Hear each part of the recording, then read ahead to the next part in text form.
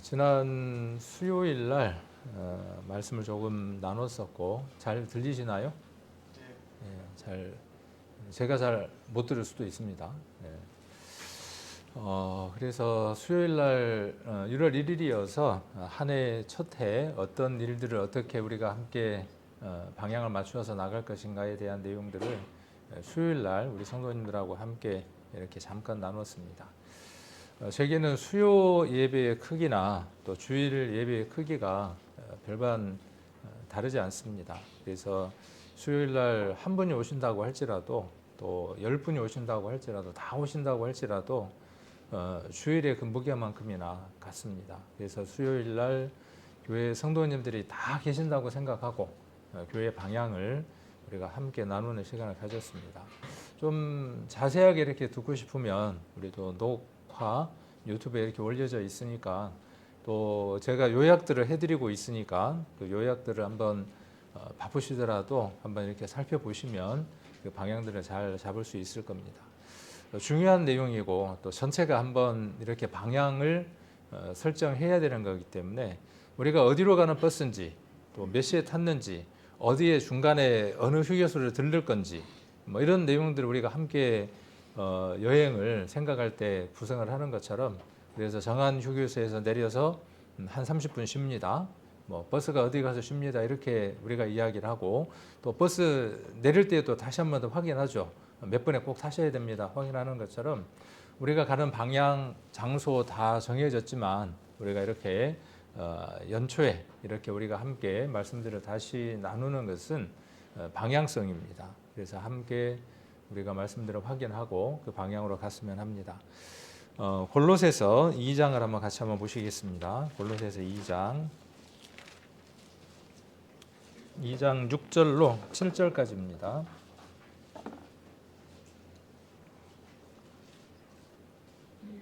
골로새서 2장 6절로 7절 말씀 찾으셨으면 같이 한번 읽겠습니다.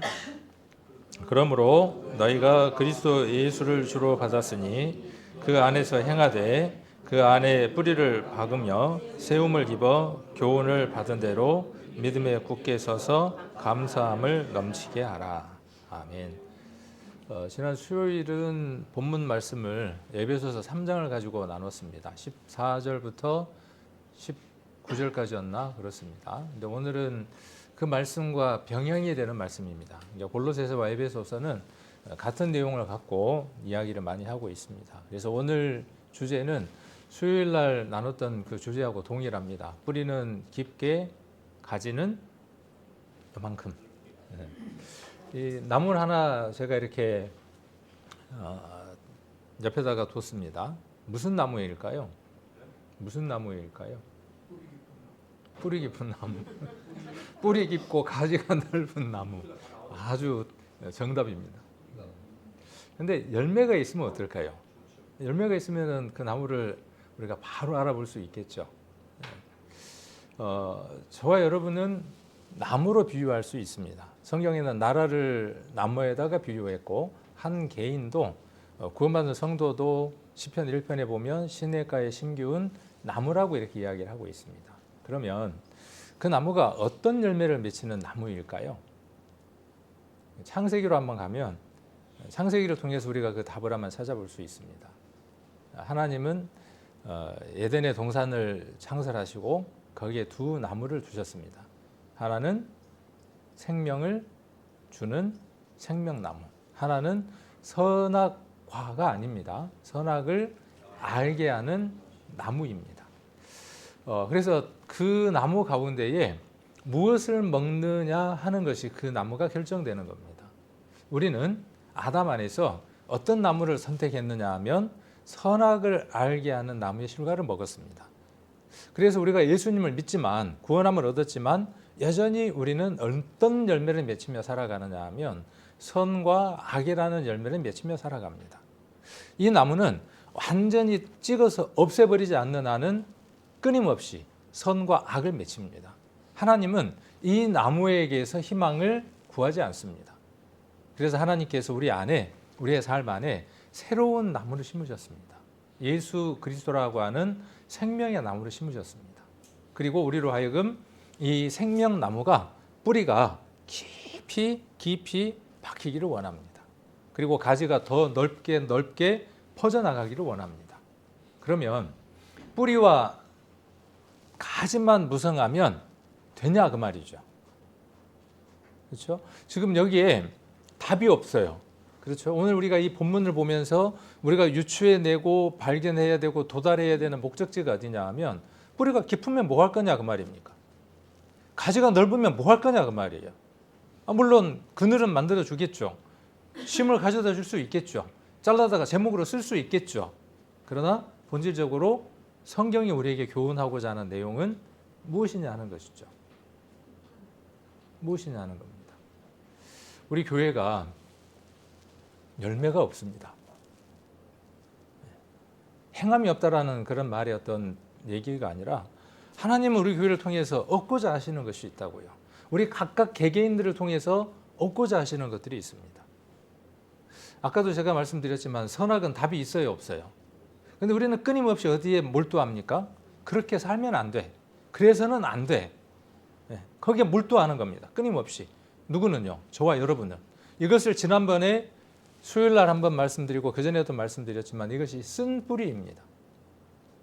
여기에 도끼를 놓고 찍지 않으면, 선한 것도 찍지 않으면, 악한 것도 찍지 않으면 그 선한 것으로 악한 사람들을 정죄합니다. 그 악한 것으로 또한 다른 사람들을 괴롭게 합니다. 그런데 오늘 이 말씀처럼 여러분들이 어디에 뿌리를 박으면요, 그 뿌리가 쓴 것이 아니라 선악을 하는 것에 뿌리를 내리지 않으면, 거기에 도끼가 찍어서 없애버리지 않으면 결국은 어떤 열매만 맺히느냐 하면 선과 악의 열매만 맺히는 겁니다. 도덕도, 윤리도, 종교도 모든 것들이 다 그것을 이야기를 하잖아요. 교회도 그것을 이야기합니까? 저는 끊임없이 이 교회에 와서 끊임없이 이야기하는 것이 무엇이냐 하면 이렇게 살아주십시오에 대한 정의가 아니었습니다. 이렇게 살면 안 됩니다에 대한 얘기도 아닙니다. 어렵죠. 그러니까 그냥 정부를 정해서 이렇게 하십시오라고 이야기를 하면 저도 좋겠어요. 할 수 있어요. 엑셀이나 이런 프로그램 이야기 이용해서 교회에 뭐가 필요한 것들에 대한 목록들을 쫙 뽑고 거기다가 당신 이거 하십시오. 못하면요. 왜 못합니까? 라고 이야기를 하면 되죠. 그렇게 하면 잘 굴러갈 것 같죠. 굴러가기도 합니다. 그러나 그것은 누가 굴리는 거예요? 제가 굴리는 거예요. 제가 굴리는 겁니다. 그 안에 자원하는 사람이 있더라도. 그래서 하나님이 숨쉬고 하나님이 말씀하시고 하나님이 활동성 있게 움직이시고 하나님이 주인이 되는 교회, 각인의 심령 속에 하나님께서 말씀하시고 움직이게 해서 반응하고 역사하는 그런 교회 성도님이 되기를 원하는 거죠. 알아듣는 사람들은 일찍 알아들었어요. 알아듣는 사람은 일찍 알아들었습니다. 근데 못 알아듣는 사람들은 오늘 이 순간까지도 못 알아듣고 있어요. 그럼 저는 언제까지 해야 되겠죠? 될 때까지 해야죠. 제가 맡은 그 일은 무엇이라고 생각을 하느냐 하면 제 생각을 넣는 것도 아니고 제 주장을 피력하는 것도 아니고 제 안에 그리스도가 오셔서 제게 말씀하시고 방향을 정해 주시고 일을 하게 하시는 것처럼, 그러면 우리 성도님들도 똑같은 성령이 역사하실 겁니다. 그런데 하는 모습은 다를 겁니다. 이 꽃이 여러 꽃이 있는 것처럼, 그런데 이게 조화를 이루어서 우리에게 아름다움을 전해주는 것처럼, 찬양대가 그런 것처럼 우리 교회도 그럴 겁니다. 저처럼 제가 가야 될 일들을 정하고 그렇게 한 발 한 발 가는 사람도 있고 그걸 두고 이런저런 평을 하는 사람도 있을 것이고, 그러나 믿음 안에서 보았을 때 그 방향들을 보게 되면 참 감사하다, 고맙다, 그 길을 가기를 원한다, 함께 기도하겠죠. 영으로 함께 통하면 우리 교회 어떤 성도님들이 기도하는 가운데에 그 일에 몰두하고 그 일을 열정적으로 해나간다면 감동이 옵니다. 저 성도가 저 일을 하는 것은, 꾸준히 저 일을 하는 것은, 교회 안에 여러 일들이 있잖아요. 근데 꾸준하게 그 일들 해나가시잖아요. 그런 것들입니다. 그런 교회가 되어져서 조화가 이루어지면 그게 주님의 교회입니다. 목사의 교회가 아니라. 그런 교회를 생각합니다. 그리고 그런 교회가 되면 이 교회 안에 새로운 생명이 태어나는 것은 당연한 결과일 거라고 생각을 합니다. 그럼 역으로 우리 교회 안에 새로운 생명이 태어나지 못하는 것은 역으로 우리가 이야기한다면 그런 삶들이 우리에게 아직 충만하게 세워지고 있지 못하다라고 이야기할 수 있습니다. 그렇게 하기 위해서 가장 먼저 많이 필요한 것은 저는 전도 집회가 필요하다고 생각하고 있고, 이건 목사로서 교회 안에 목회의 방향, 다음에 이제 이런 부분도 한번 이야기를 하겠지만 목사는 목회의 방향을 갖고 있습니다. 그래서 세워둔 거니까 그 방향을 갖고 교회 안에서 해나가고 있는 겁니다. 그래서 전도 집회는 많이 했으면 좋겠고, 그 전도 집회에 여러 은사와 여러 색을 가진 사람들이 전도 집회를 했으면 좋겠어요. 그렇게 성장하고 그분들이 교회를 또 끌어가는 데 어떤 역할들을 하셨으면 좋겠어요. 여러 생각들을 갖고 있는 거죠. 그런 내용들은 우리가 이제 차근차근 하나씩 이제 풀어 나갈 수 있는 기회들이 있을 겁니다. 근데 오늘은 당장 급한 문제가 뭐냐 하면 나 자신, 본인이라는 거죠. 내가 하나의 나무이고 나는 뿌리를 깊이 내리고 있는가예요. 어디에다가 지금 뿌리를 내리고 있는가예요. 여기 보면 어디에다 뿌리를 내려야죠? 자, 어디에다가 뿌리를 내려야 됩니까? 자, 거기 아니면 의미 있어요, 없어요? 없어요. 아무 의미 없어요. 예수 그리스도를 뭘로? 주. 주라는 말을 제가 지난번에 여러 차례 말씀드렸는데, 우리 한글의 주라고 하는 그 한문과 한자와 또 한글의 뜻과 우리가 원문에서 이야기하는 주는 두 가지가 있다고 말씀을 드렸죠. 하나는 주인 주자라고 하는 주자가 있고, 하나는 주가 어떤 주가 있냐 하면 창시하다고 할 때 주가 있다라고 말씀을 드렸어요. 그래서 원어에서는 큐리오스라고 하는 말을 썼고, 그 다음에 아르케논이라고 하는 말을 썼다고 부분에서 이야기를 해드렸습니다. 여기에서 주는 무엇일까요? 찍으셔야 되겠죠. 그렇죠. 한글에서 우리가 알 수가 없으니까. 그래서 우리가 원문을 보면 큐리오스라고 되어 있습니다. 주인입니다. 주. 그러면 우리는 종입니다. 예수 그리스도가 주인이시고 우리는 종입니다. 종이 무슨 말이 있습니까? 시키는 대로 해야지. 그럴 때에는 종이 맞아요. 그럴 때에는. 그러나 우리가 그리스도 안에서 하나가 되어졌을 때에는 또 다른 어떤 맥락의 얘기들이 형성이 됩니다. 그래서 우리는 이 내용들을 혼선하거나 섞거나 복잡하게 만들면 안 되죠. 그래서 받았습니다. 그러면 그 안에서 어떻게 해야 돼요? 행해야 돼요. 그 안에서 행해야 돼요. 밖에서 행하는 게 아니라. 그 다음 그 안에서요. 두 번이나 나오죠. 그렇게 그 중요한 얘기가 아니면 두 번이나 이야기하겠습니까? 이 말은 뭘로 바꿀 수 있죠? 예수 그리스도 주 안에서라고 이 말을 늘려서 이야기할 수 있죠. 그 안에서라는 말을. 여러분들은 구원받고 난 이후에 어떻게 사셨습니까? 다른 성도님들의 그 삶들을 보면서 우리가 때로는 비평, 비판 해볼 수 있습니다. 이 비평, 비판이라고 하는 것은 뭐냐면 객관적인 사실에 근거해서 그 상황들에 대해서 점검해 보는 건 비평, 비판 그렇게 이야기할 수 있어요. 근데 그것도 긍정적인 게 있고 부정적인 게 있겠죠. 험담이 아니고. 여러분들이 내 삶을, 다른 사람들의 내 삶을 보았을 때 어떻게 평가를 하고 있을 것 같습니까? 모든 나무는 그림자를 갖습니다. 그림자 없는 나무 있으면 한번 가져와 보세요. 태양이 있는 한 그림자는 있습니다. 그 그림자를 평가라고 이야기합니다. 여러분의 삶은 모든 세상의 삶도 마찬가지고 그리스도인의 삶은 반드시 그림자가 있고 그 그림자에 대한 평가가 있습니다. 본질적으로 우리가 그리스도 앞에 섰을 때에 그 모든 것에 대한 총체적인 평가를 하실 것이고, 우리의 삶 안에서 하나님이 그렇게 하시나요, 안 하시나요? 개인의 삶 안에서 여러분에게 계속 하나님은 간섭하십니다. 그래서 때로는 우리가 징계를 받기도 하죠. 징계가 없으면 버리운 자다 그랬죠. 사생아라 그랬죠. 근데 징계가 있는데도 몰라요. 그게 문제죠. 징계는 다리가 부러지면 징계라고 생각을 합니다. 그러니까 누군가가 눈에 보기에 부정적인 일들이 생기면 징계받았네. 신앙생활을 제대로 못했나 봐. 이번에도 우리가 잘 아는 분들 가운데 한 분이 주님 푸는 몸을 가셨잖아요. 뭘 그리 잘못 살았길래. 그렇게 말할 수 있을까요? 그러면 그 부분을 우리는 생각하지 말아야 하나요? 우리에게 그러한 일들이 임할 수 있나요? 없나요? 있습니다. 참담한 일들이 우리에게 얼마든지 주어질 수 있습니다. 제가 이런 얘기는 안 하고 싶었는데 하는데, 제가 목발을 짚고 다리가 이제 아파서 목발을 짚고 어느 성도 가정에 상이 있어서 장례식을 갔습니다. 조문을 갔습니다. 저 다리를 보고 이렇게 이야기하시는 분이 계시더라고요. 그렇게 고집을 피우고 총회로 돌아오라니까. 그 얘기를 해서 죄송합니다. 이야기하다 보니까 그냥 나왔어요. 안 하고 싶었는데 안 돌아보고 고집 피우니까 다리가 그렇게 부러졌다는 거예요.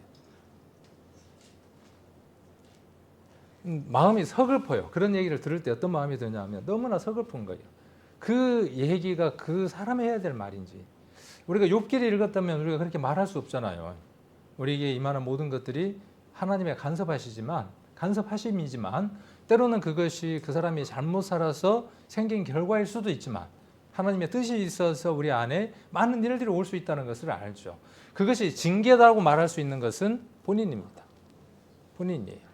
그런데 그보다 더 큰 징계가 뭐냐 하면 우리 안에 갈등으로 계속 끊임없이 옵니다.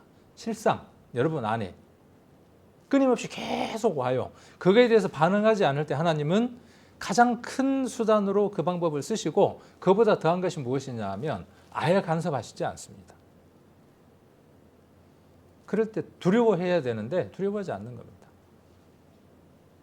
오늘 방향이 조금 다른 쪽으로 갔습니다. 다시 돌아오면 우리에게는 열매가 필요하다고요. 열매가. 누군가가 먹을 수 있는 선과 악이라는 열매가 아니고 좋고 그름의 열매가 아니고 잘 살고 못 살고에 대한 열매가 아니고 그럼 어떤 열매냐는 거예요. 여러분들이 그렇게 묻는다면 여러분들은 지금까지 성경을 어떻게 이해했다는 거죠? 좋고 그름, 선과 악 이것으로 나눴다는 거예요. 잘 살면 되지. 교회 부지런히 나오면 되지. 열심히 성경 읽으면 되지. 그렇게 성경을 단편적으로 이해했다는 것이죠. 그 속에 그 모든 것들은 과정이에요. 그 속에 무엇이 없으면요. 여기 무엇이 없으면요. 여기 오늘 이야기했잖아요. 성경 온천지 이야기잖아요. 누가 없으면요. 그리스도가 없으면 아무것도 아니에요. 그 속에서 그리스도가 드러나지 않으면 다만 선과 악일 뿐이에요. 조금 유익할 뿐이에요. 조금 선이고 조금 아름답고 조금 좋을 뿐이에요. 그 속에 누가 계시지 않으면요. 그리스도가 계시지 않으면.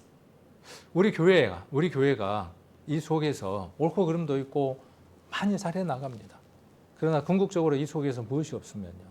그리스도를 닮은 새로운 생명들이 태어나지 않으면 그냥 좋은 것뿐이에요. 나쁜 것뿐이에요.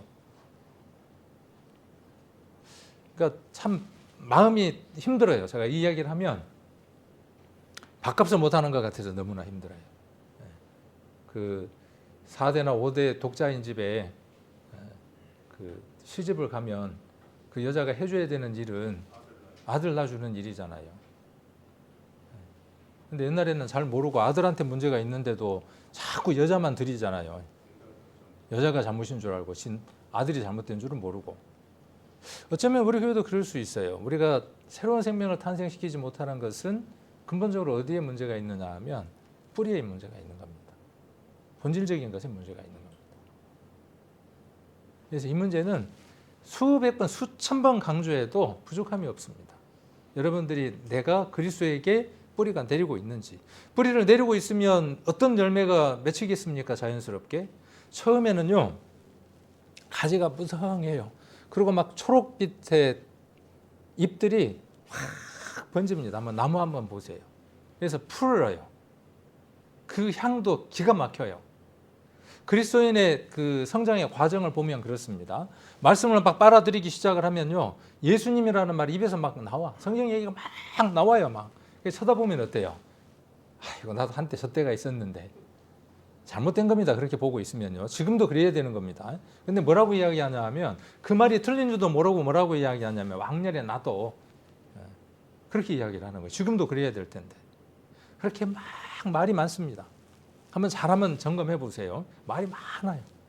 그 다음 어떻게 되냐 하면 그 말대로 자기가 살아가지 못하는 것을 발견하게 됩니다. 부끄럽습니다. 그리고 점점 과묵해지면서 그 삶이 묵직한 삶으로 바뀌어지기 시작을 합니다. 그리고 그 다음은 희생하고 봉사하고 드려지고 있는 것 같은데 없는 것 같은, 정말 있어야 될 때 그 큰 일들을 잘 감당하는 사람으로 든든하게 서갑니다. 그런 모습대로 점점 바뀌어갑니다. 그것이 그리스도 안에서의 성장의 과정입니다. 우리 아이들이 그렇게 성장하는 것처럼. 자, 그래서 여기에 맺힐 열매는 뭐냐면요, 이렇게 뭐가 자꾸 맺혀야 되냐 하면 생명과가 열려야 돼요. 생명과. 선악과가 아니고. 이 선악과가 열리면 얼른 뭐 생각해야죠? 뿌리를 잘라내야 돼요. 거기가 지금 뭔가 영양분을 공급받고 있는 거니까 가지치기만 해갖고는 안 된다고요. 결심만 해갖고는 안 된다고요. 잘라내야 돼요. 근본적인 것은. 그래서 어디로 뿌리를 내리고, 여기 뿌리를 예수 그리스도에게 뿌리를 박고, 그 다음 어떻게 해야 돼요? 세움을 든든하게 입고, 그 다음 어떻게 해요? 그 다음 그때 끝난 겁니까? 아니요. 그 뒤에도 여전히 뭐예요? 교훈을 받아야 하는 거죠. 그리고 믿음에 서서 감사함을 넘치게 하는 겁니다. 이것이 올해 우리 교회가 가야 할 방향이고, 주님이 오실 때까지 저와 여러분이 가야 할 방향입니다. 그래서 뿌리는 깊게, 가지는 넓게. 그래서 풀을 끝나는 것이 아니라 거기에 하나님이 원하시는 생명과 의인의 열매는 생명나무니라. 의인이 마음이 상해요. 왜 마음이 상하느냐 하면 의의 열매, 생명나무를 맺힐 수 없을 때 의인들은 마음이 아파요. 그래서 이러한 삶들을 우리가 살았으면 좋겠다 하는 것으로 방향을 정했고, 올해 표어입니다. 25년 교회 표어는 뿌리는 깊게, 가지는 넓게입니다. 그래서 우리가 정말 깊이 흔들리지 않도록 예수 그리스도 안에서 뿌리를 깊이 내리기를 원하고, 그 다음에 가지는 넓게. 뿌리는 요만큼밖에 안 들어갔는데 가지가 이렇게 무성해지면 뭔 문제가 생기죠? 자빠져요. 그래서 신앙도 보면 어떤 문제들이 생기느냐 하면, 너무 무성하다 보면 스스로 어떻게 돼요? 신앙 안에서 걸려 넘어지는 경우도 있어요. 한 과정이에요. 한 과정입니다. 저도 그럴 때가 있었겠죠. 여러분들도 그럴 때가 있죠. 아는 것으로 어떻게 해요? 그 아는 것으로 자기를 돌아보고 믿음 안에서 성장하는 게 아니라, 어느 큰 왕국에 거인이 살았다며요. 그 거인의 문이 있고 거인 집에는 침대가 하나 있는데, 그 성으로 들어오는 사람을 그 침대에다가 다 한 번씩 눕힌다며요. 그래서 그 침대 길이보다 사람이 적으면 거인이 잡아 늘리고, 침대보다도 길면 잘라내고 하는 거인이 있었대요. 우리 안에 그 거인이 살아갑니다. 우리라고 하는 이 성 속에 그 거대한 거인이 살아갑니다. 나하고 맞지 않으면, 작으면 늘리려고 애쓰고, 길면, 나보다 크면, 나보다 거대하면 잘라내려고 애를 씁니다. 성장한 사람일까요? 성장하지 못한 사람일까요? 미숙한 사람입니다. 신앙 안에서 미숙한 사람이고, 삶 가운데에서도 미숙한 겁니다. 뿌리를 깊이 내린 사람은요, 결코 그런 삶을 살지 않습니다. 가지를 넓게 펼치는 사람은 그런 삶을 살지 않습니다. 그래서 우리는 이런 기준들을 세워야 돼요. 그리고 그런 삶이 아닐 때에 우리는 교제해 줄 수 있어야 돼요. 판단하는 게 아니라 교제해 줄 수 있어야 돼요. 자매, 형제님. 자, 우리가 이러한 삶들 속에서 이 부분은 아직 그리스도인으로서 미숙한 부분이니, 이런 부분들을 우리가 한번 깊이 기도하고 교제를 해야 되지 않겠습니까? 라고 교제해 줘야 되는 거죠.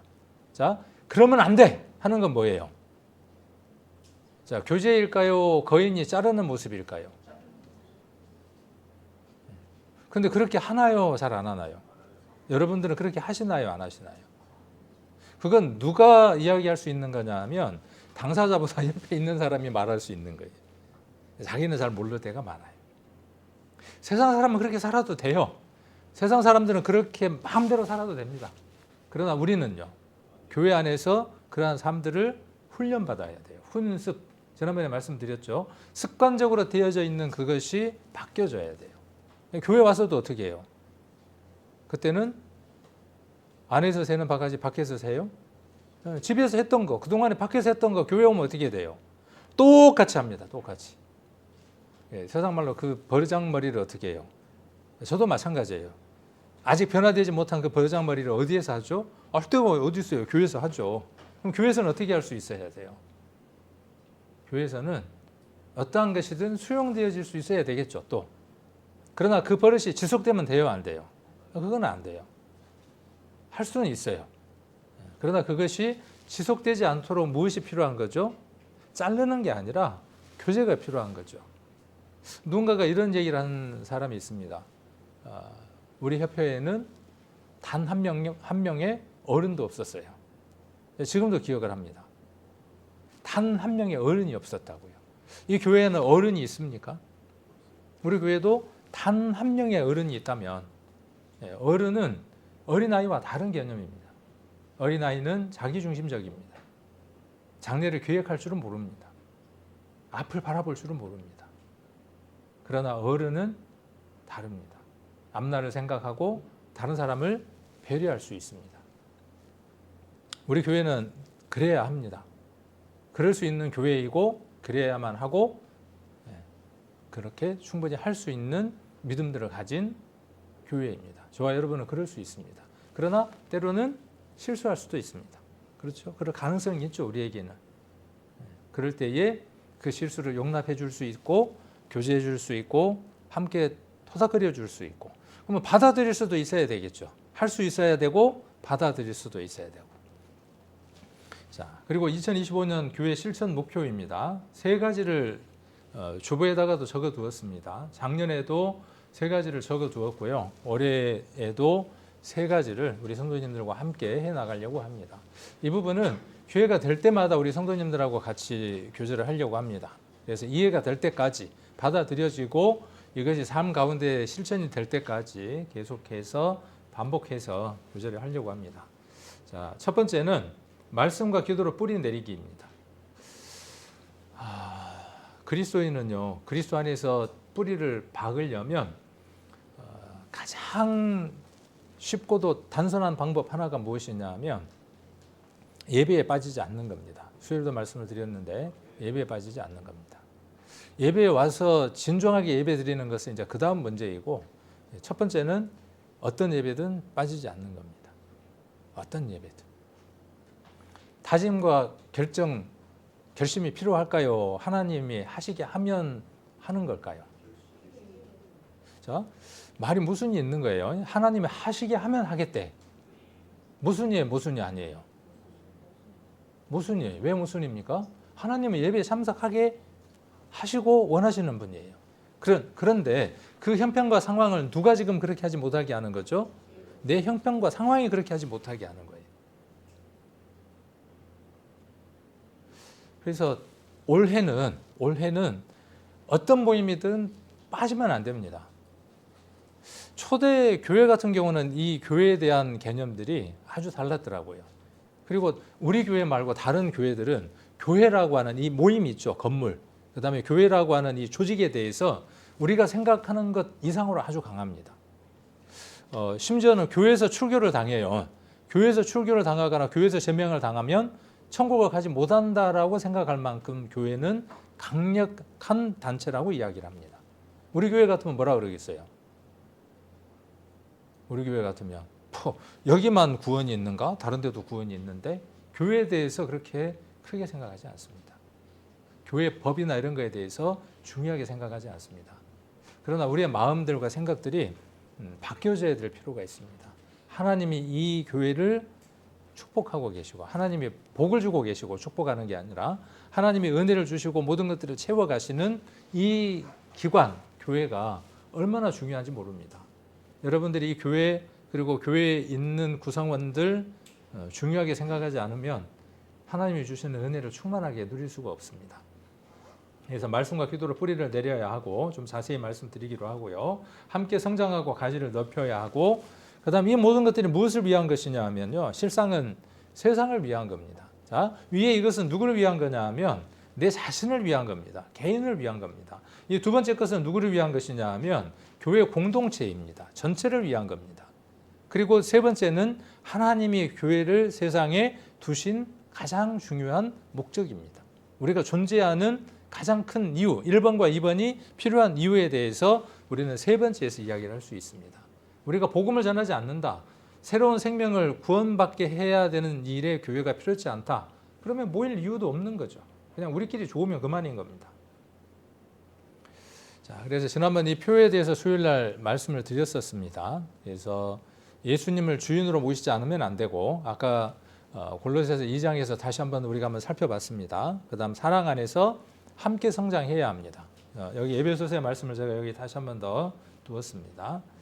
사랑 안에서 함께 성장해야 하는 거예요. 중요한 게 함께.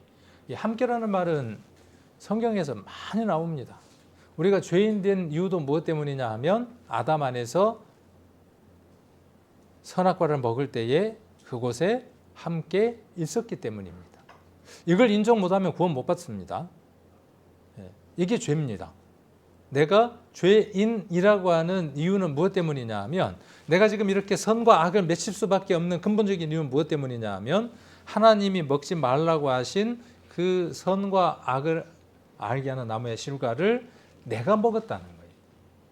아담과 하와가 먹었지만 그 안에 내가 함께 한다고 하는 이 진리, 원칙이 있기 때문에 그렇습니다. 그리고 이 원칙은 어디에 적용되느냐 하면 우리가 그리스도를 만났을 때에도 함께라고 하는 이 원칙에 동일하게 적용됩니다. 일괄성 있게 적용이 됩니다. 그래서 우리는 예수님과 함께 어디에 있었느냐 하면 그날 그곳에 있었습니다.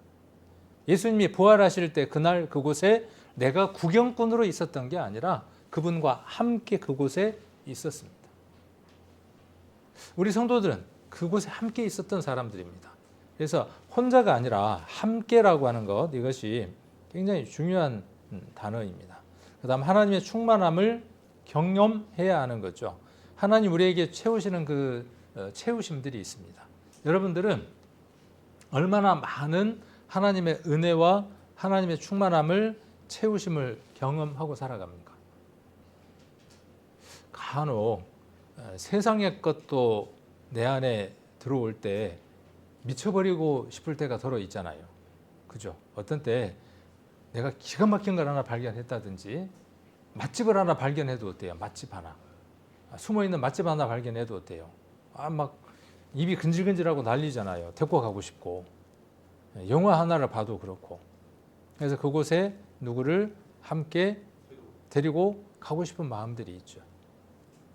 그리고 그런 것들을 경험하면 나만 누리고 싶은 마음이 아니라 나만 간직하고 싶은 게 아니라 누구와 나누고 싶어 하죠. 우리가 구원을 받았는데 예수님을 알았는데 예수님을 말하고 싶지 않다. 그러면 이기적인 사람이거나 아니면 그 사실을 깨닫지 못했거나 그런, 아니면 중요하게 생각하지 않거나 그런 것들이겠죠. 귀에만 있으면 우리가 그분을 드러내야 하고 그분의 어떤 느끼고 배우고 했던 것들을 전하는 것들이 필요하겠죠. 그래서 지난번에 세 가지를 한번 말씀을 드렸습니다. 수요일날 이야기를 하면서 그 첫 번째가 우리가 믿음에 있는가 한번 시험해 봐야죠. 내 안에 예수님이 계시는가 계시지 않는가. 그 다음 나는 버리운 자인가 아닌가. 이 나침반이 있으면 길을 잃더라도 문제가 돼요, 안 돼요? 좀 헤매기는 하겠지만 결국은 북쪽을 찾아서 장이 방위를 찾고 가게 되겠죠. 버리운 자라는 말의 의미는 무엇이냐 하면 이거 자체가 없는 거예요. 버리운 자라는 말은 뭐냐 하면 방위를 찾을 수 있는 기구 자체가 아예 없는 겁니다. 예수 그리스도가 그 사람 안에 없다는 의미는 어떤 것이냐 하면 우리가 신앙을 하면서 방황할 수 있어요. 길을 잃을 수도 있어요. 그러나 구원함을 받은 사람은 어디가 목적지인지 알고 방향을 찾아서 다시 그 방향 안으로 정복이 어디인지를 찾아서 다시 그 길을 걷게 됩니다. 이것이 그리스도인의 특징입니다. 그러지 못한 사람은 어떤 사람이다? 그러지 못한 사람은 계속해서 죄를 짓거나 불순종하거나 이런 사람들은 어떨 가능성이 많다? 나침반 자체, 예수님이 아예 그 사람 안에 없을 가능성이 농후하다.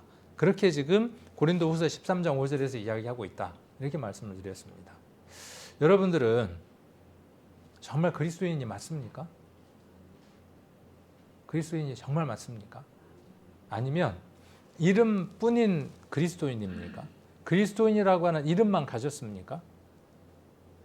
이름뿐인 그리스도인은 어떤 사람들이냐 하면, 이 정의를 누가 이야기했냐 하면 웨슬리라고 하는 설교자가 이야기를 했습니다. 처음으로 그 단어를 썼어요. 이름뿐인 그리스도인이라는 용어를 누가 처음 썼냐 하면 역사상 1740 몇 년경에 50 몇 년경에 존 웨슬리라고 하는 사람이 처음 썼어요. 누구를 두고 썼느냐 하면 자기 자신을 두고 썼습니다. 자기 자신이 교회 안에 설교됐던 사람이고 많은 데 나가서 설교됐던 사람이지만 자기가 그리스도 안에 자기 안에 그리스도가 없다는 사실을 발견하지 못하고 있다가 그 사실을 발견하고 예수 그리스도를 믿고 그 이후에 예수님이 계시지 않았던 상태를 뭘로 표현했냐 하면 이름뿐인 그리스도인이라고 표현했습니다. 그러니까 우리 교회도 그럴 수 있어요, 없어요? 그럴 수 있는 사실이 우리에게 농후합니다. 내가 그런 사람일 수 있어요. 복음의 메시지를 다 들었어요. 그리고 혹은 그 얘기를 나가서 전했을 수도 있어요. 그렇지만 자기 안에 그리스도가 내주하지 않는 상태로 살아가는 사람도 있어요. 죄가 반복된다. 같은 일이 계속 끊임없이 반복된다는 어떤 가능성이 농후하냐 하면 그리스도가 그에게 주인되지 못하다. 부재된 상태다. 그렇게 이야기를 할 수 있습니다. 교회는 부지런히 나와요. 성경도 읽어요. 기도도 해요. 다 해요.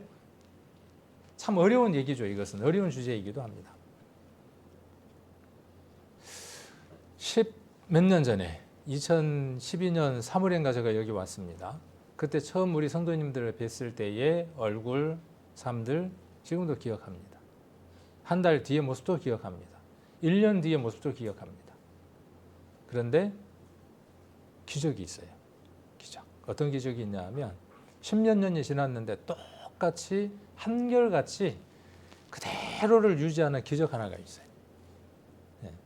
제가 지금 이야기하는 건 약간 비꼬아서 이야기하는 겁니다. 좋게 지금 이야기하는 게 아니에요. 어떤 것도 변함이 없어요. 말도 행동도 생각도 어떻게 그렇게 일관성 있게 그렇게 살아가는지 참으로 궁금해요. 성령은 우리를 다르게 다룹니다.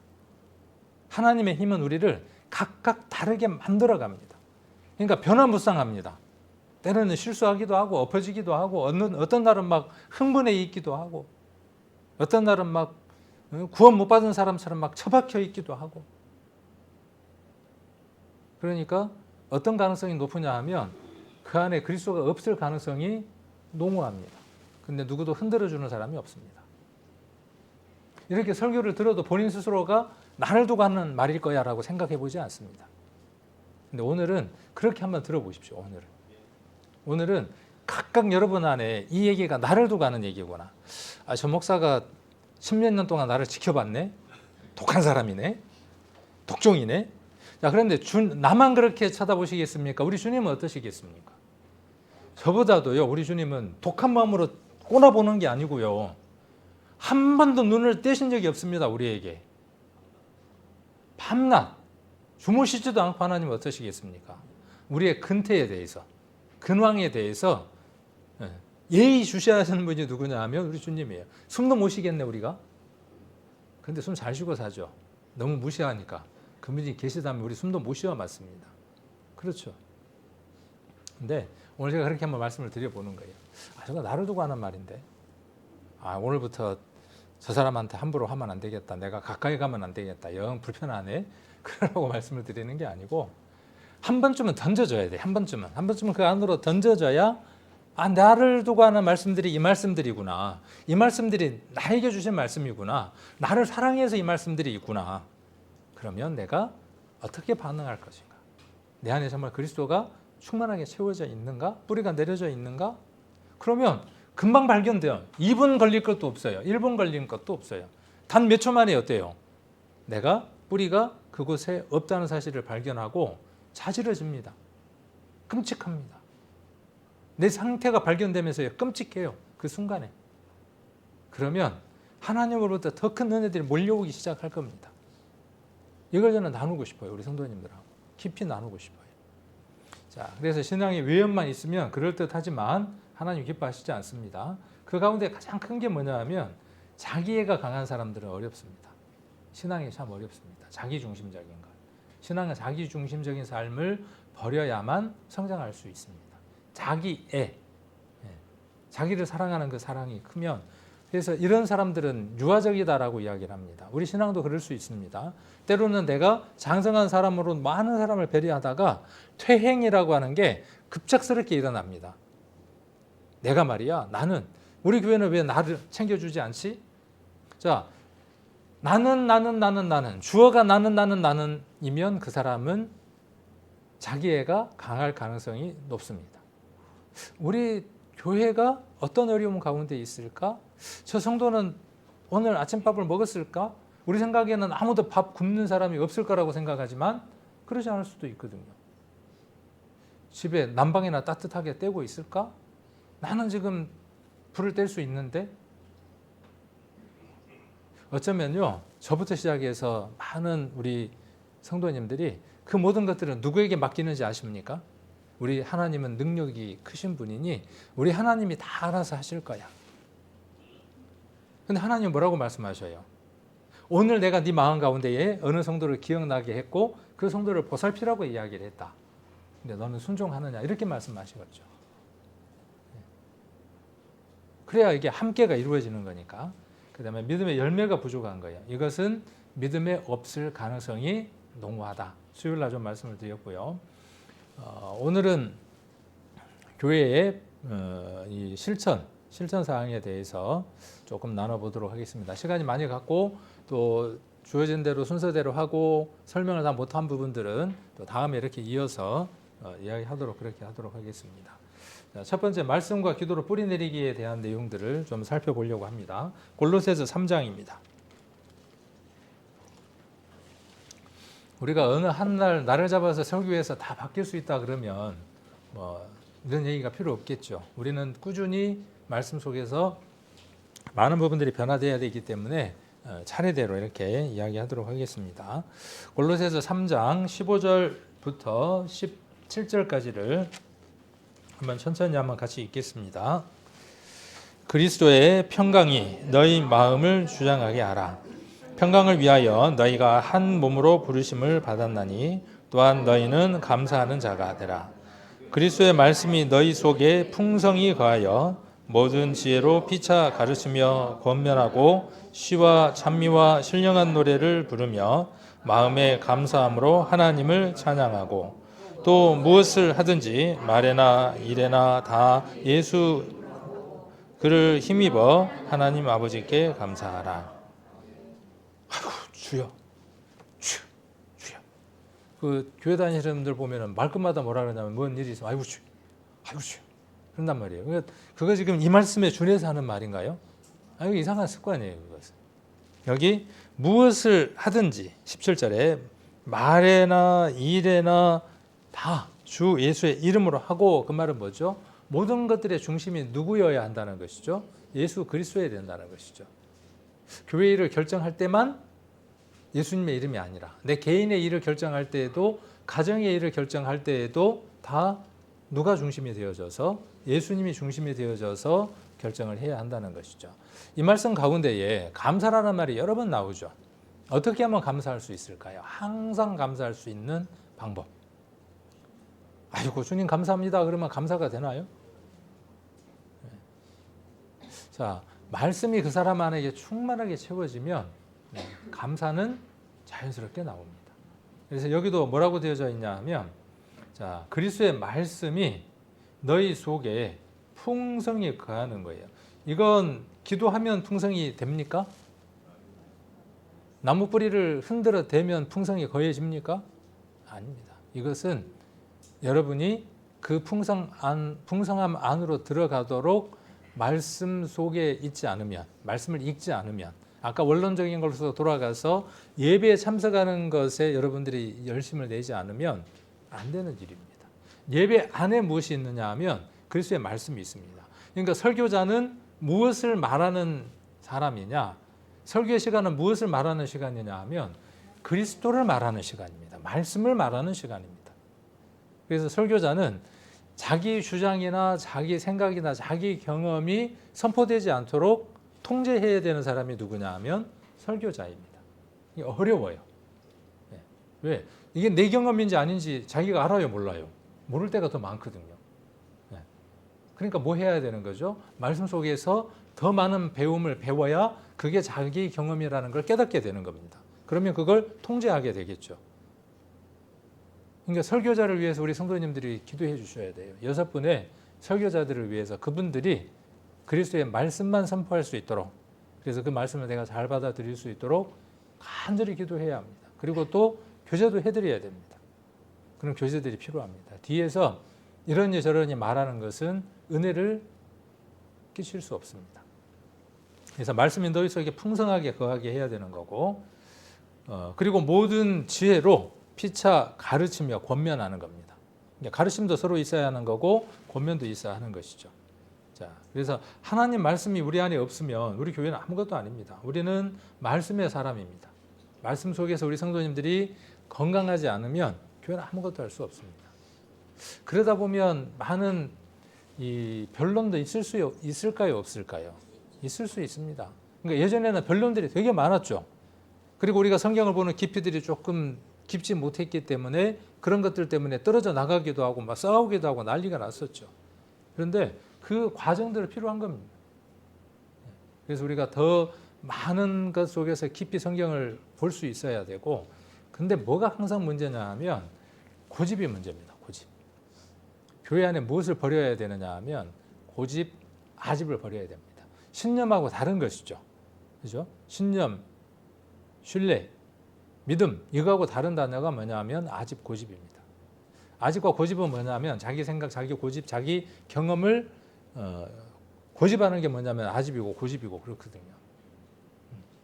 그래서 타협하라는 것이 아니라 많은 얘기를 우리가 들을 수 있어야 되고, 그럴 수 있는 사람은 무엇으로 만들어지느냐 하면 말씀 속에 있을 때 만들어집니다.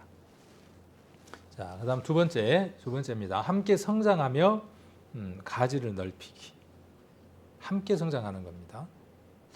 혼자만 잘 살아면 좋을 것 같은데 실상 그렇지 않습니다. 여러분들이 배운 것, 여러분들이 알고 있는 그것들이 옆에 전달되어져서 서로 양육되지 않으면 이 비대칭의 문제가 생기죠. 어느 한 부분만 강한 형태가 되죠. 우리 개도 보면은 그 발 하나가 큰 게 있죠, 왕개. 혹시 보셨습니까? 좀 보기에 좋지 않죠. 두 개의 집게가 다 같으면 좋은데 어떤 거 보면 막 요만한 집게 있어요. 발이 막 요만해요. 그래갖고 막 때리기도 하고 뭐 부셔먹기도 하고 하는데 그렇게 좋아 보이지 않습니다. 우리 교회도 마찬가지입니다. 함께 성장해가는 과정들이 필요합니다. 다음에 한번 기회가 되면 이 말씀은 정식적으로 한번 그 주제를 삼아서 나누려고 하는데, 우리 누가복음과 요한복음에 보면 두 내용이 걸쳐서 이렇게 기록되어 있는데 마르다가 나오고 마리아가 나오고 나사로가 나옵니다. 그 사건을 이 누가복음과 요한복음을 통해서 시간상으로 이렇게 한번 전개를 해보면 굉장히 많은 교훈들을 얻게 됩니다. 마르다의 이름과 마리아의 이름과 나사로의 이름이 왜 그렇게 붙여졌는지 우리가 한글적으로도 이해될 수 있을 만큼 그렇습니다. 자, 그 집에 잔치가 있었습니다. 예수님이 거기 계셨습니다. 마리아는 어디에 앉아 있었습니까? 나는 말이야, 말씀 듣는 게 좋다 말이야. 그래서 마리아예요. 네. 마르다는 나는 마르고 닳도록 일을 해야 되겠다 그래서 마르다예요. 나는 마르다 할 정도로 마를 정도로 나는 일을 해야 되겠다. 나사로는 나는 좀 나 좀 살아야 되겠다 그래서 나사로예요. 제가 재밌게 한번 생각을 한번 해봤어요. 자, 교회는 이 세 부류의 사람이 항상 있습니다. 어떻게 조화를 할 거냐는 것에 따라서 갈등이 조장될 수도 있고 어떤 상태가 되느냐는 것에 따라서 잔치집이 되기도 합니다. 잔칫날 마르다가 찬물을 확 갖다 끼얹었죠. 예수님에게서 몇 바가지를, 한 바가지를 예수님에게 확 갖다 끼얹었잖아요. 뭐라고 마르다가 이야기를 했습니까? 예수님, 당신도 생각이 있으면 생각 좀 한번 해보세요. 내가 지금 이렇게 막 이만큼 나올 때까지 고생하는 거 안 보입니까? 저 좀 마리아 한번 봐보세요. 마리아. 뺀질 마른 자리만 도는 저 마리아. 저 마리아 어떻게 했으면 좋겠습니까? 그러니까 예수님 뭐라고 말씀하셔요? 자, 1번 책망했다. 2번 민망해서 어쩔 줄 모르는 그런 마음으로 타일렀다. 두 개 중에 답이 하나겠죠. 근데 내가 어떤 상태냐, 그 말씀을 어떻게 조성을 하느냐는 거에 따라서 그 말씀을 각기 다르게 이해할 수 있습니다. 저는 처음에 책망이었다고 들었어요. 뒤에 이 말씀을 가만 조성을 해보면 예수님은 마르다가 절실히 필요한 거예요. 마르다는 계속 어떤 사람이어야 되느냐 하면 마르고 닳도록 일해야 되는 사람이에요. 교회는 마르고 닳도록 주님 오실 때까지 변하지 않고 일해야 될 사람이 필요합니다. 예수님이 그렇게 말씀하신 거예요. 너 마르고 닳도록 일하도록 선택한 것, 그거 잘한 거야, 그렇게 말씀하신 거예요. 나무란 게 아니라. 네가 선택할 거 선택했으니까 줄기차게 그 일 하라는 거예요. 근데 마리아는 지금 현재 뭘 선택을 해야 된다는 거예요? 내 앞에 앉아서 말씀을 들어야 된단 말이에요. 자, 마리아가 말씀만 계속 들었다. 1번. 그 뒤에 잔치자리에 일하는 사람으로 있었다. 2번. 한편의 복음서만 읽으면 마리아는 예수님 발밑에만 앉아 있었습니다. 그러나 한편의 말씀을 보면 마리아는 어떻게 돼 있는가 하면 일하는 자로 서 있습니다. 누가 죽었을 때, 나사로가 죽었다는 그 일이 있었을 때 마리아는 어떤 모습으로 있느냐 하면 함께 일하는 자로 있습니다. 교회는 이 사이클이 돌아야 됩니다. 교회가 세워질 때부터 일했던 사람들은 죽을 때까지 일해야 되는 겁니다. 불평 불만 없이. 퇴직할 때 퇴직이 없어요. 명태가 없어요. 죽을 때까지 하는 겁니다. 그러니까 내 나이가 60인데 내 나이가 65세인데 교회를 그만둔다? 그 마르다를 보면 마르고 닳도록 해야 되니까 안 맞는 거예요. 그런데 교회 안에 지금까지 예수님 발밑에서 말씀을 계속 들었던 사람들은 어디로 가야 하는 거죠? 마르다의 자리로 가야 하는 거예요. 그런 사람이 필요해요, 교회에는. 이게 안 되니까 전도 집회 때 항상 힘들어. 전도 집회 때 그래서 김밥 먹었습니다. 왜 김밥 먹었는지 아십니까? 김밥을 왜 먹었는지 지금 우리 성도님들이 기억을 잘 못 하시는데 김밥 먹었던 것 때문에 불평하시는 분들도 많고 그렇습니다. 근데 왜 그러냐 하면 목적이, 교회는 복음 전하는 게 목적이고 말씀 듣는 게 목적이니까 그래서 김밥 먹자고 제가 정한 겁니다. 강하게 이야기를 했습니다. 앞으로도 그럴 수 있어요. 예. 왜? 성도님들이 말씀을 들어야 되는데 뭐 하는데 집중하고 있죠? 그 부수적인 일에 집중하고 있는 거예요. 근데 실상 어떻게 돼야 원칙이냐 하면 그 일도 마르다처럼 불만 없이 이루어져야 맞아요. 그렇죠. 잔치가 돼야 돼요. 원칙적인 것은. 그리고 뭐에도 참석을 해야 돼요? 말씀 들을 때에도 와서 들어야 돼. 근데 그 마음이 어디로 가 있어요? 봉사하는 사람들 마음들이 콩밭에 가 있어. 숫자는 몇 명 안 되는데.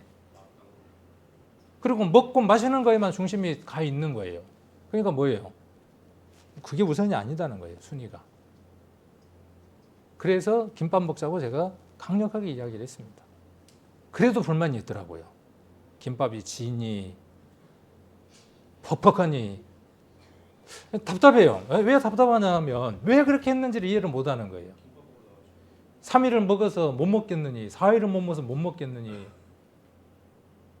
혹시 제가 듣고 그렇게 이야기했다고 생각하시면 안 됩니다. 내 말을 그렇게 이야기한다라고 마음 상하시면 안 됩니다. 그런데 그런 말들이 교회 공동체 안에서 유익이 되냐면 유익이 하나도 안 돼요. 아무것도 유익이 안 돼요. 먹으려고 왔냐 그 말이에요. 먹으려고. 그렇잖아요. 전도 집회에 복음 전하러 왔는데 그 본질적인 건 어디 가고 없고. 근데 그게 되면, 그 본질적인 것이 되면 우리는 어디까지 나아가야죠? 우리가 서로 애찬을 나눌 수 있도록 그 봉사하는 자리까지 나아가야 돼요. 그런데 이게 주가 돼 있으니까, 뒤집어져 있으니까 어때요? 그거 안 됩니다고 이야기를 하는 거예요.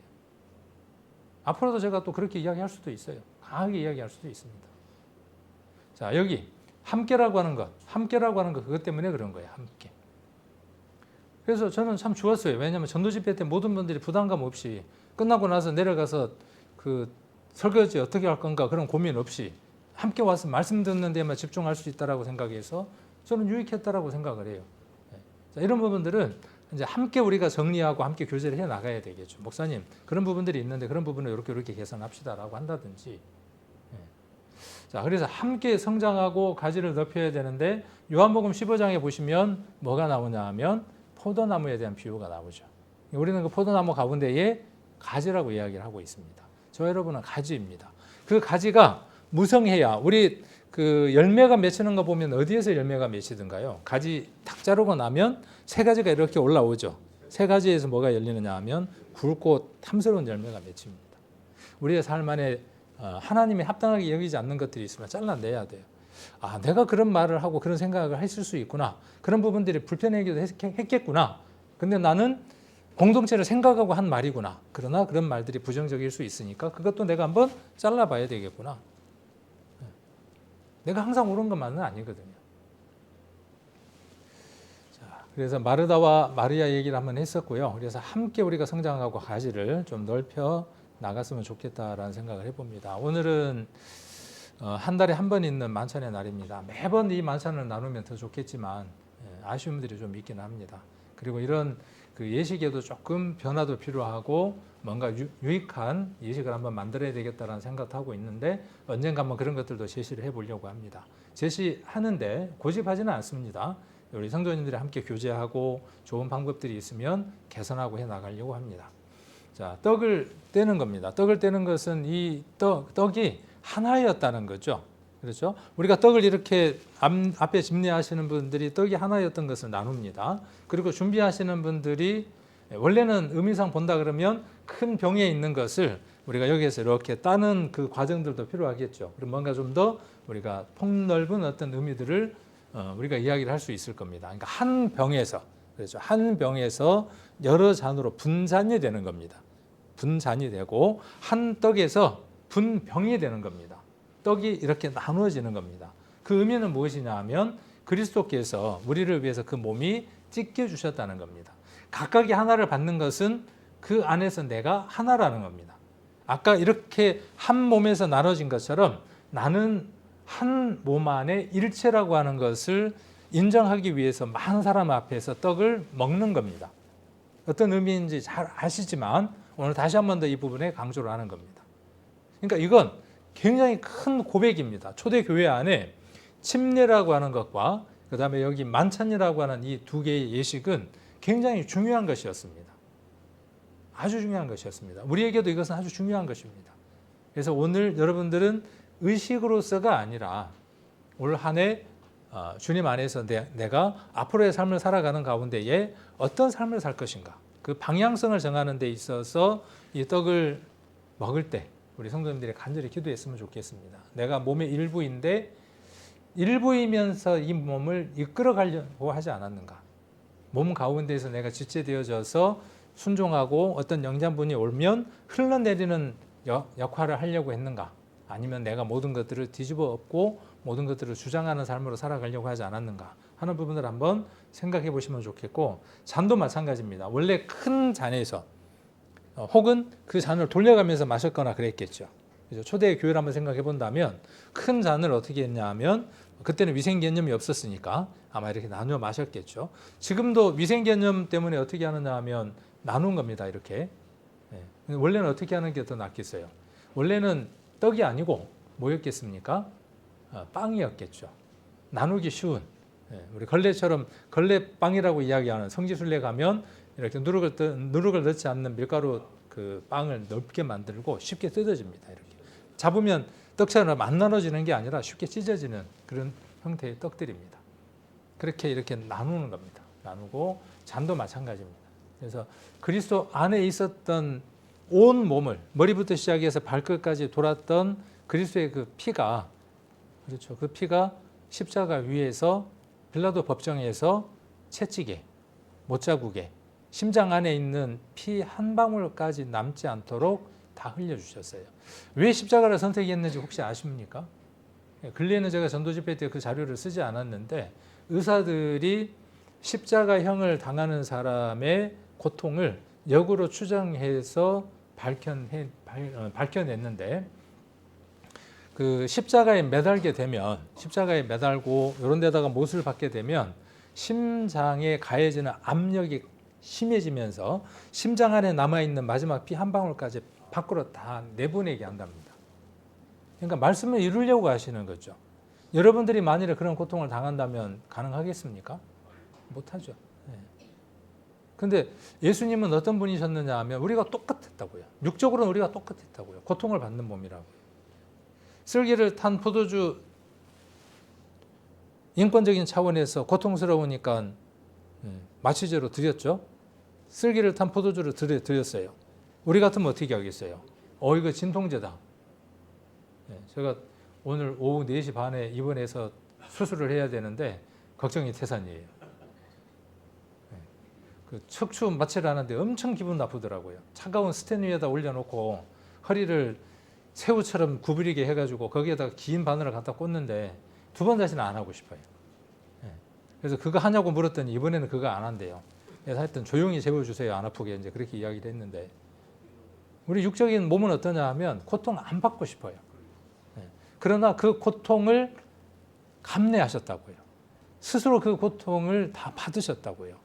우리가 이 부분에 있어서 어떤 부분을 우리가 한번 생각을 해봐야 되느냐 하면 연로에서 주님이 부를 때까지 고통스러운 삶을 우리가 살아갑니다. 그렇게 예정되어 있습니다. 그거 받아야 돼요? 안 받아야 돼요? 하나님이 주시니까 받아야 된다고요. 그런데 어떤 삶을 원하죠? 2, 3일 앓다가 죽으면 복이라고 생각합니다. 주님은 뭐라고 말씀하시겠어요? 그게 꼭 복만은 아니다 그렇게 말씀하실 거예요. 예수님은 그 과정 전체가 어때요? 주님에게 주어진 우리가 이야기한다면 흥분되는 그 과정들입니다. 저와 여러분이 그 길을 가야 하는 거죠. 오늘 이 떡과 포도주를 먹고 마시는 것은요. 때로는 우리 몸이 찢어질 만큼 괴로운 일들도 있을 겁니다. 누구 때문에? 주님을 믿는 그 인들 때문에. 때로는 피를 흘리는 그 고통만큼이나 쓰라리고 아픈 것들도 우리가 경험해야 할 겁니다. 그래야 그리스도의 복음이 전해지니까 여기 무엇을 할 수 있으니까 주의 죽으심을 오실 때까지 전하는 겁니다. 왜 이 떡과 포도주를 먹고 마시느냐라는 궁극적인 목적을 이야기한다면 오늘 그분을 전하겠습니다 하는 그 다짐 때문에 하는 거라고요. 뭘로? 나의 몸으로. 내 안에 있는 모든 것들로 그 일을 행하겠습니다라고 하는 다짐. 그리고 누가 보겠습니까? 여러분들이 서로 보는 겁니다. 그러니까 초대교회는 앞으로 이렇게 다 나와서 했다 그렇게 말씀을 드렸죠. 초대교회에는 여기 그 예식을 하는 단이 있고 모든 사람이 볼 수 있도록 한 사람씩 앞으로 나와서 하고 들어가고 그렇게 했다고 말씀을 드렸잖아요. 누가 지켜보는 겁니까? 모든 성도들이 지켜보는 겁니다. 두 눈을 시퍼렇게 뜨고 밖에서 어떻게 살아가는가를 누가 알죠 이거? 똑바로 내가 지켜보겠다는 거예요. 어떻게 하는지. 여기 와서 놀란 것 중에 하나가 성도라고 불리운 분이 어디에서 차가 이렇게 교차가 됐는데 차 안에서 운전석에서 연기가 모락 나오더라고요. 오래되신 분이에요. 오래되신 분. 그게 지옥 갈 만한 문제는 아니기는 하죠.